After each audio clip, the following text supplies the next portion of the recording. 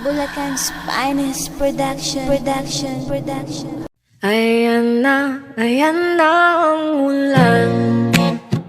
Tumakbo na sa kawalan, lumangoy sa kasakiman, lubog sa kababayaan. Ayan na ang ulan. Asan na yung pera naming mga taong bayan?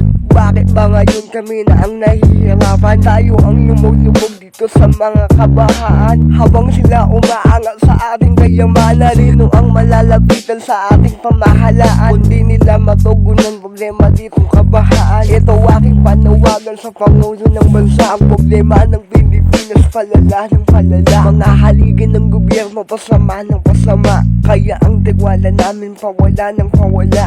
Ang dami nang nawala, mga bahay, mga pamilya. Ang mga pinaghirapan namin ay di na nakita, pero ang dami nung kinita sa aming pinagpaguran. Habang kami ay natutulog na lang nang walang hapunan. Nasaan na mga pangako nyo noong nagkampanya? O di ba wala, kasi magaling lang magsalita. Pare-parehas lang kayo mga kurakot ng bansa, habang kami inuuto pero walang nabawala.